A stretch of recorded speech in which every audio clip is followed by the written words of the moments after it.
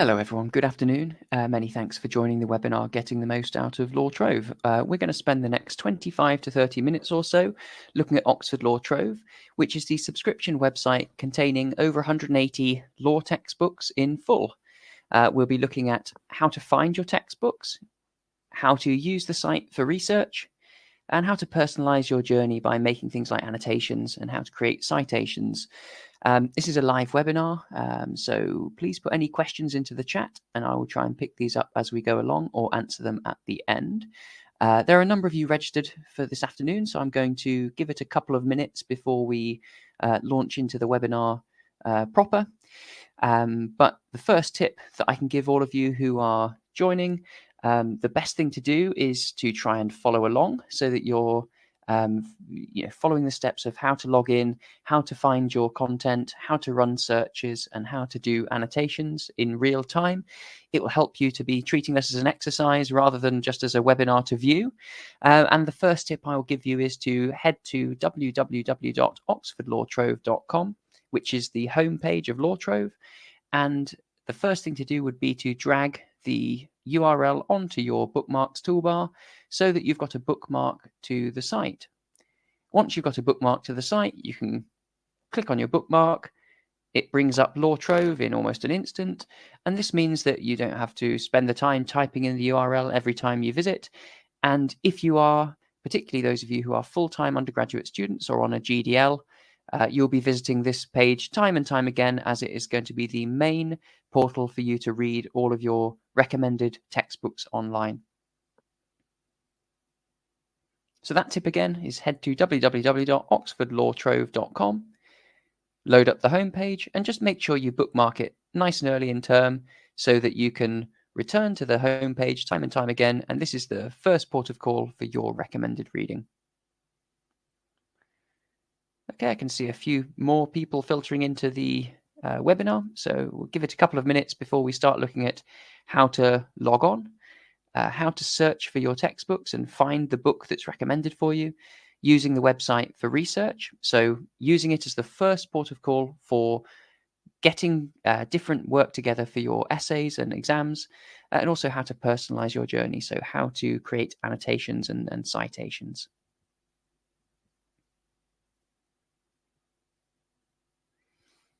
Okay, we're a couple of minutes past 2 o'clock, so let's look at the first item, which is how to log in.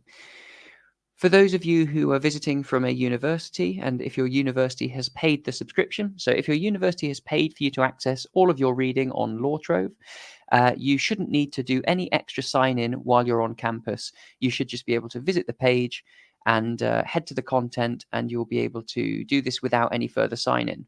However, if you are off campus, so for those of you at home, for those of you who are, trying to do some quick reading on your phone on the bus or on a train, or, if you're using your iPad from home, it's likely that you're going to have to sign in using your .ac.uk, so your library or your university credentials. And what you do is, from this homepage, just on the left of the screen, you may have to use the drop-down menu. It may already be one of the first options, but on the left of the screen, there's this option, sign in via your institution. So if you click sign in via your institution, what it does is it brings up a list of various universities. And if you type in the name of your university, so if you're at the University of Bangor, type in Bangor, and you'll see your university branding load up on the screen. So you can use your .ac.uk email address and password and sign in as you normally would sign into your library resources. So just to do that again, using a different example, click sign in via your institution. If you're at, say, the University of Essex, type in Essex, click the University of Essex link, and use your .ac.uk email address to log into the University of Essex. You can see your branding there. As I am on the oup.com email address, it tells me I don't have access to this, but if you're at Essex and you've got an AC UK email address, that's what you use to sign in. So for those of you signing in off campus, head in that way. And once you're signed in, it should recognize you. So at the moment, I'm signed in as part of Oxford University Press. So there's our logo. If you are signing in from your university logo will appear there. From here, from the homepage, the quickest way to get into all of your books, so to look at a kind of bookshelf or library shelf view, click the third link down on the homepage, which I'm highlighting now. It says show all books in my subscription. This is the quickest way to get into all of your textbooks. So I'm clicking the link now, and it's going to load up several hundred law textbooks in full. The default sort is by A to Z. If you want, you can sort this by author A to Z, title A to Z, or published in print or online, newest and oldest first. I would recommend using either published in print or published online, newest first. As you are a law student, you will know you should be working with the latest cases and the most up-to-date legislation, and the newest textbooks will help you find these newest cases.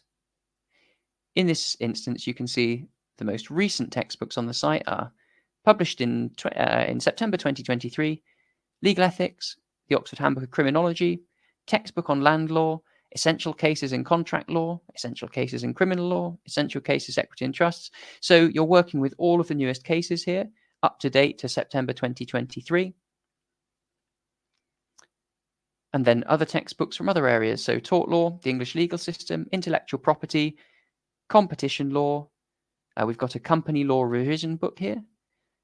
Steiner & Wood's EU law, Smith & Wood's employment law, legal skills, family law. You can see there's a huge breadth of material on the site.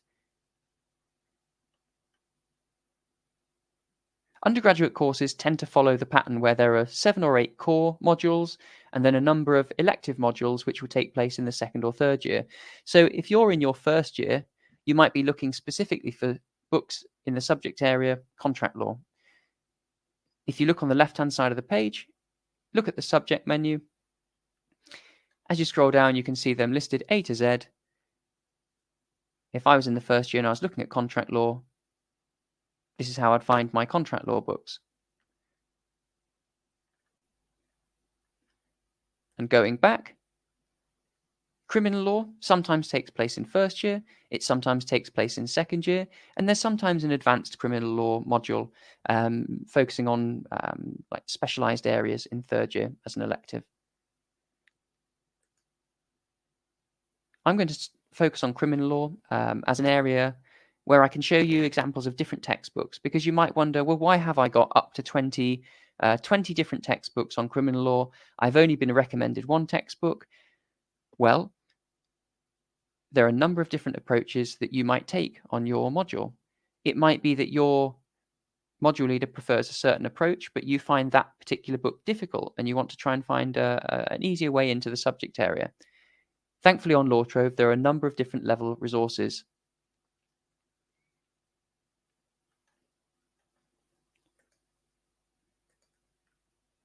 I'm going to take a look at some of the different resources that you can use in criminal law. As I scroll down, you can see the range of different textbooks. I'm going to look at criminal law directions. So I'm going to open this in a new tab.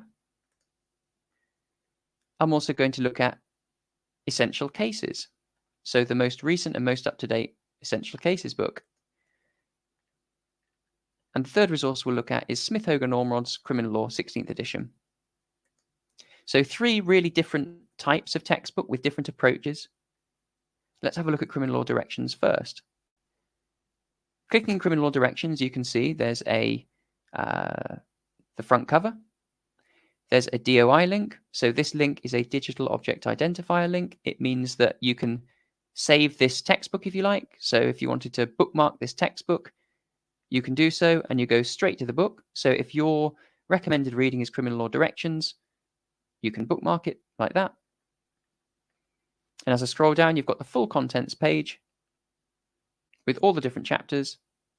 as well as some external resources, so online resources and multiple choice questions. Let's have a look at Chapter 5, Murder and Voluntary Manslaughter. So what we'll do is we'll look through this chapter. We'll look at a number of the different features within the book and how this compares to the print book. And then we'll look at how this compares to other books in the collection. There's a DOI link at the top of the page so that you can go straight to Chapter 5. So if you wanted to save that and come back to it later, you can do that. As I scroll down, you can see learning objectives. So this text box, it's the same sort of box that you might find in your printed textbook. In the introduction, you can see that there's a number of emboldened terms. Now, these are technical legal terms. If you click on them, it takes you to a glossary that gives you the technical legal definition. You will want to know the definitions in a legal sense. It's using the language of the law like this that will be able to show an examiner that you understand how to engage with the law properly. As I scroll down further, you can see that there are full color diagrams, which you can open in a new tab if you wanted to save them or use them as part of a presentation. You've got a thinking point. So consider whether you think a mandatory life sentence should be imposed in every case of murder. Are all murders the same? So what this thinking point is asking you to do is to analyze the law. Is it completely black and white? The students who do better in their assessments tend to be the ones that engage with the law, that analyze it, that look at the law from a number of different approaches, and show the examiner you've got a real understanding of that particular area of the law. You'll notice that there are cases which are in italics. So Vintner and others versus the UK 2013, ECHR. So that's the European Court of Human Rights. Hutchinson versus the UK, 08, again ECHR. Cases will be italicized throughout the body of the text. You've also got definition. So murder is committed when a defendant unlawfully causes the death of a person with the intention to kill or cause GBH. The English jurist Sir Edward Coke has given a definition here, which is shown as a quote using the indentation in the margin. You've got a table here. Another thinking point. Consider when a killing might be justified by the law. So we're thinking about potential defenses here. There are some cross-references. You'll notice as we scroll down as well, you've got page 107 in the margin. Scroll down further, page 108. Scroll down further, page 109. This is the whole chapter from start to finish. So rather than turning pages as you might in an ebook, you're actually looking at the whole chapter from start to finish. If you wanted to go to page 115 and you didn't want to scroll all the way down, you can type page 115 into the little box on the left, click go, and the chapter reloads, but this time it drops you down to page 115. You can see there are case close-ups. So case close-ups in a box that tells you what happened during this case.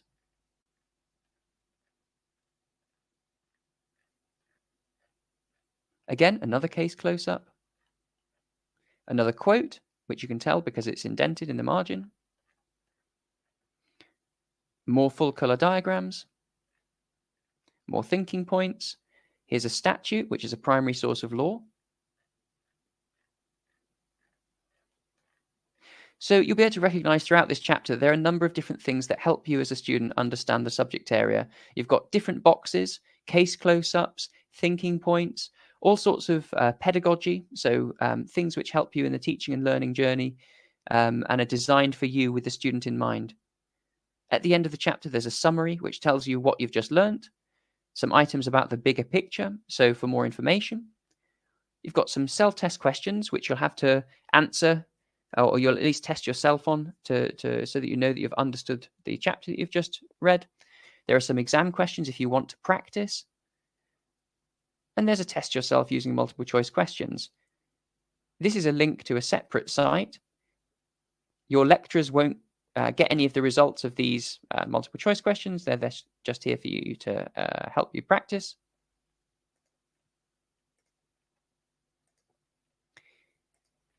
And when you submit your answer, They give you a bit of feedback, and they also tell you where you can see, the section reference of that particular area of the law. So this question is about voluntary manslaughter. I'm told what the correct answer is. I'm shown section reference 5.3. So if I go back to the chapter and I'm using Control and F to search, if I go to 5.3, it will take me to that on the page. So because this is a browser-based platform, it's not an app, you can use any of the browser features, which includes things like holding down Control and rolling your mouse wheel to change the size of the font. If you wanted to, you could copy and paste a section of text into Microsoft Word or similar. But what you might want to do then is to get a citation. So at the top of the page, there's a small icon which looks like a pencil, so that you're able to create a citation for the piece of text that you've just copied. An important part of avoiding accusations of plagiarism in things like essays and assignments is making sure that you cite. If you quote something, make sure that you cite where. Click the pencil icon, preview the citation in the format that you need, which is usually Oscular, and you can copy and paste this. Let's compare this chapter with another chapter with a different textbook.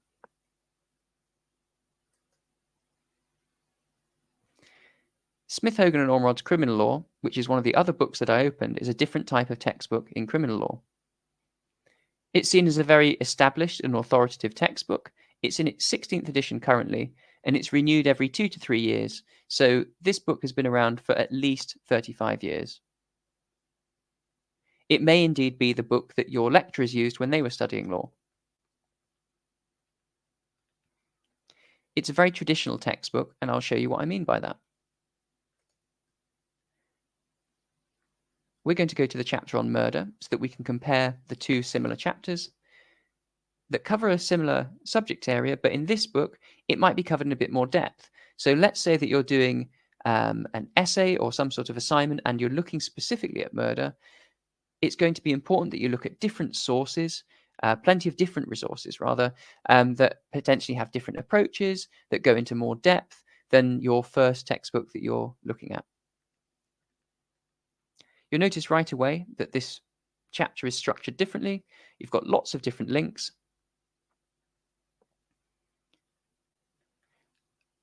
And the start of the chapter is laid out of definition.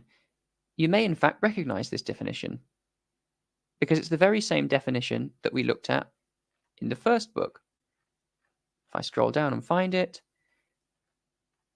Sir Edward Coke, murder is when a man of sound memory, etc. And in a different book, murder is when a man of sound memory. So you can see that we're covering similar ground, but it's going to be a different approach. You might already notice that there are less boxes and diagrams in this book that we're looking at. Although there are still quotes, which are in the margin, there are less like student-friendly text boxes and things like that. You might also notice there are a number of little numbers which are highlighted. These numbers are footnotes. So for those of you used to looking at a traditional type of textbook, you look at the footnote at the bottom of the page, and you can do that in this as well. So if you click your footnote, it bounces you down to the actual footnote, and if you click the number again, it takes you back to where you're reading. So it's just a nice way of using your footnotes. I think it's quite a student-friendly and user-friendly way of doing so. As I keep scrolling down, you can see we've still got the page numbers and things on the left-hand side. So all of the features that we looked at in the first book are retained, but it's a slightly different approach from the textbook. And while the text is a bit more dense, you can see it's still broken down nicely. So it's still easy to read in that sense. It just might be a bit more challenging if you haven't looked at a different book initially to kind of get into criminal law. This is the next step. Once you've got into criminal law, you can go that bit further and deepen your understanding by looking at one of these books with a bit more depth.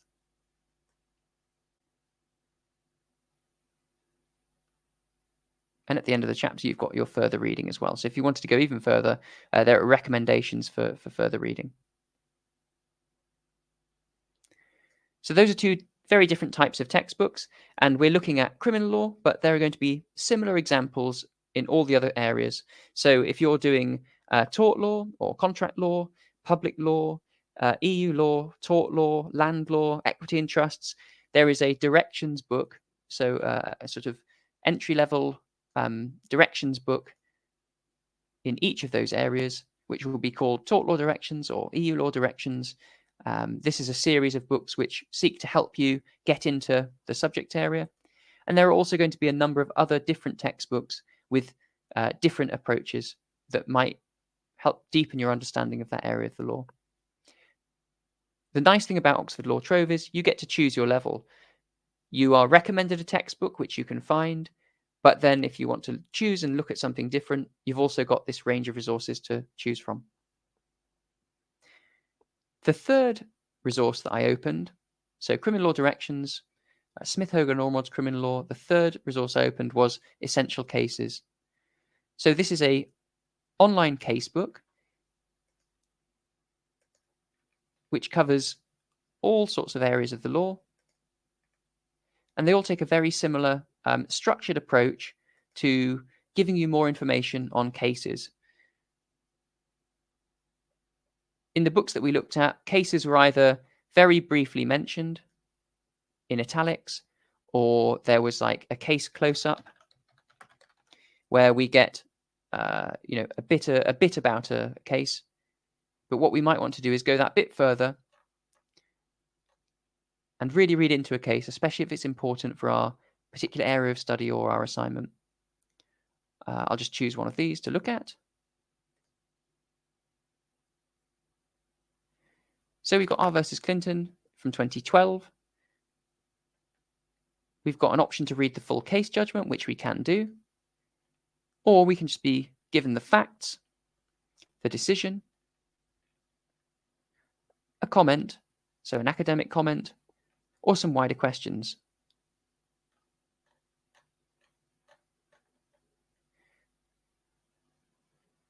Each case in the casebook takes a similar structure.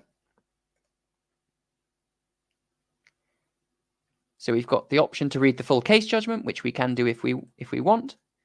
And as you can see, it takes this fairly serious looking format, but this is the full case write-up.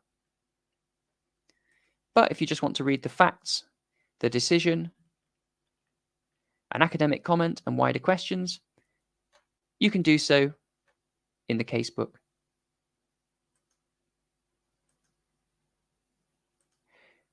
There's an online casebook in all of the core areas. So what do I mean by the core areas? Let's just go back to the home page, go to show all books in my subscription. The core areas cover contract law, criminal law, constitutional administrative law, equity and trusts, EU law, land law, tort law, and legal systems and skills is core in some institutions. So there are key cases, essential cases in all those core areas, as well as directions textbooks, as well as a number of different textbooks at different levels. Okay, I mentioned we would also look at how to use the site for research. It's very tempting when we start researching to go straight to Google and type in, the first search term that we can think of. However, if we were to search something like murder in Google, we might find that there are all sorts of different results coming up for us from different jurisdictions. Primarily, we're going to be looking at the jurisdiction of England and Wales if we're doing an English undergraduate law degree. So it's important that whatever you're looking at is actually relevant to what you're doing. And also make sure that you're able to cite it as a sensible piece of academic writing. In our legal skills and systems modules, particularly if we're looking at legal skills and legal method, you'll know that we need to be careful about where we are getting our information from, what sources we're using, and if we do take a quote from a source, that we are citing it. If I use the search term murder, what this does is it looks for the search term murder throughout the whole site, which in this instance is over 1,300 chapter results. The first example of the chapter is Murder in Essentials of Criminal Law, which is a book that we actually haven't looked at, although shares an author with a different book. Murder in a Text Case and Materials book. Chapter 12, Murder in Smith Hogan Ormerod's Criminal Law, which is the chapter we looked at. Homicide 1, Murder in Complete Criminal Law. So again, this is a different book that we haven't looked at. Homicide is a different name in this case for murder. There's a chapter on murder and manslaughter in the Concentrate Q&A, so it's a revision and study guide. Murder and voluntary manslaughter in criminal law directions, which is what we did look at. Murder and voluntary manslaughter in complete criminal law. And as you scroll down further, there are cases which relate to murder.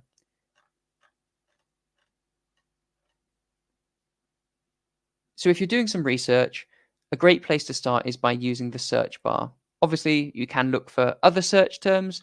Let's say we're looking at something in tort law. We might want to look at defamation.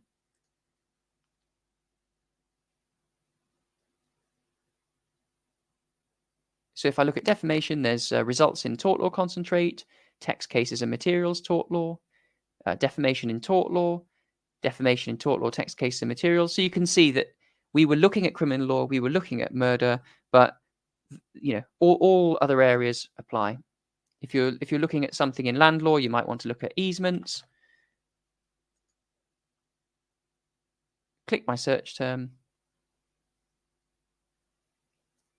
And we've got easements in Thompson's Modern Land Law, easements in land law text cases and materials, easements in land law, easements and profits in land law, easements and profits in land law.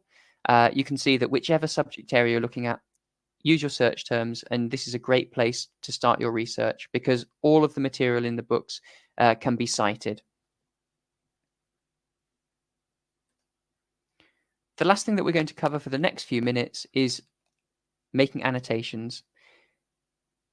Making annotations is going beyond using the site just for reading. What you need to do is you need to create a personal profile.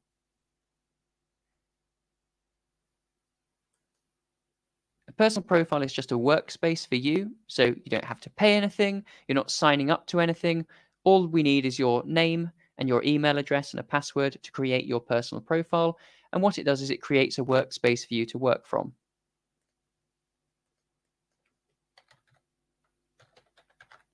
I'm signing into my personal profile. So you can see that I'm signed in now at the top of the page. If I click View My Personal Profile, what it does is it saves my activity if I want it to, saves my content, so things that I've looked at, and it also saves my annotations. So how do you make an annotation? Let's go to any page. I'm going to view an old annotation just to bring up the page. So you can see here I've made a couple of annotations, highlights on the page. So what you can do is when you're signed in with a personal profile, highlight a section of text as you would normally if you're going to copy and paste it, let go of the mouse button and it gives you the option to annotate. If you click annotate and create my annotation here, at the bottom of the page, I can click save. And what happens is the page reloads, but this time the text that I highlighted is yellow.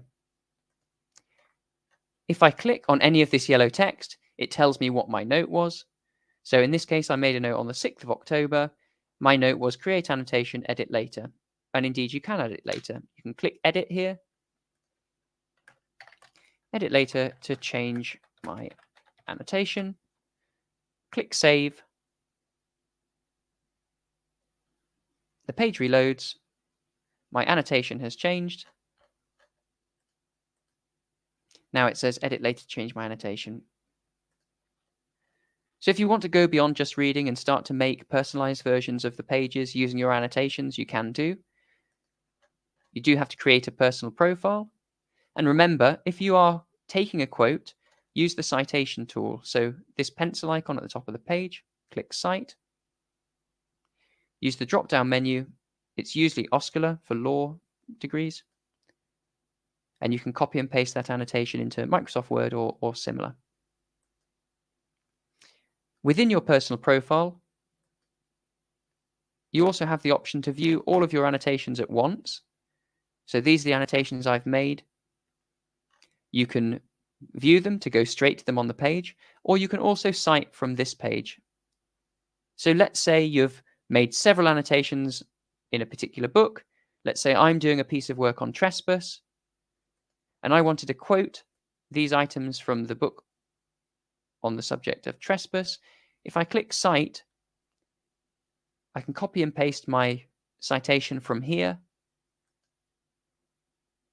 So rather than having to go back to the like every highlighted bit on every page, I can annotate straight from this list. So I can create my annotations, keep them in one place, come back to them to view them, or to cite them later on.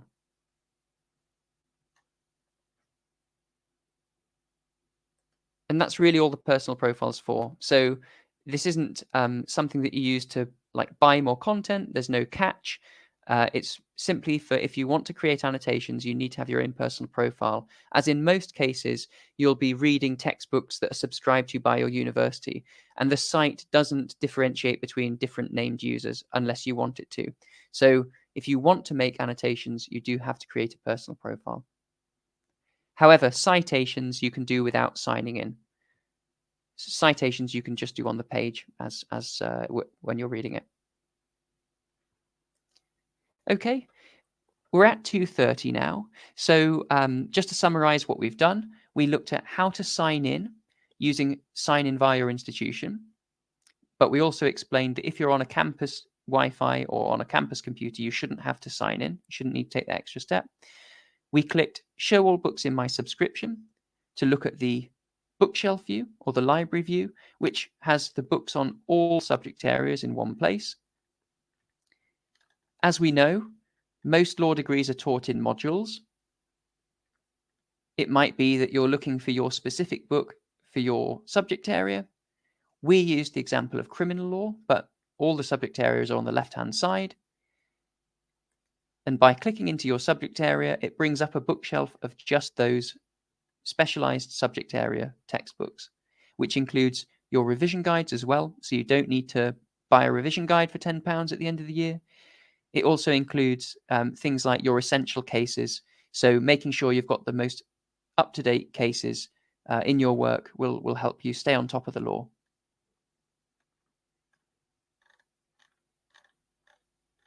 We also looked at how to create a personal profile, and we looked at how to use searches to find material that relates to your essay and assignments. So do use this search bar. It's sort of the Google of Law Trove. You'll be looking at material all across this site exclusively, and you'll make sure that the things that you're looking at are relevant and citable. And then if you want to make notes and cite them, you can do that from personal profile. So that wraps up the webinar today. I hope that that's helpful.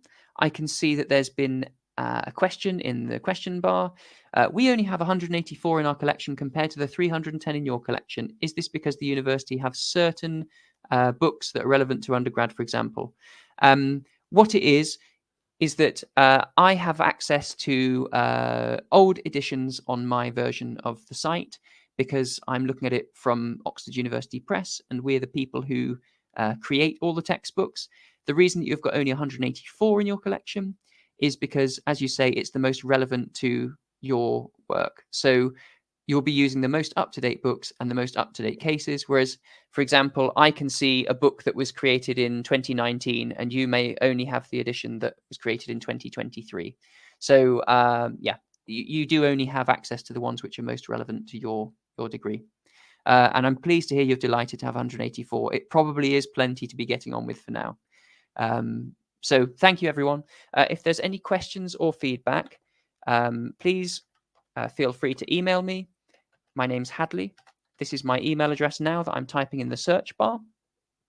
Can I please go through how to create an annotation again? Yes, I will do that. I'll just leave my email address up for a second so that if anyone wants to get that, they can. Okay, how to create an annotation. I'm going to find any book to start with. So I'm just going to go to show books in my subscription. I'm going to pick a book at random. Let's do banking law and regulation. Sounds fun. I'm going to go to payment methods. Okay, so to make annotations, you must be signed into a personal profile to start with. So you must create your own personal profile. And once you're signed in, all you need to do to create an annotation is highlight any section of text in the body of the text. The option to annotate appears. It's like a small icon that appears when you let go of the mouse button. It says annotate, which you click. You then type in an annotation or comment, and then you click save. When you click save, the page reloads briefly, and the annotation that you made will now be in yellow. So it's highlighted. And in order to see what that highlighting means, or to view your annotation, you click the yellow text.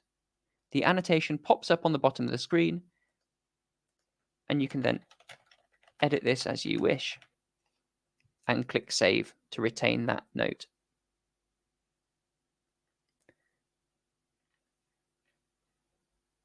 So just to go over that briefly again, highlight the text, let go of the mouse button, the option to annotate appears, click annotate, create a note, click save,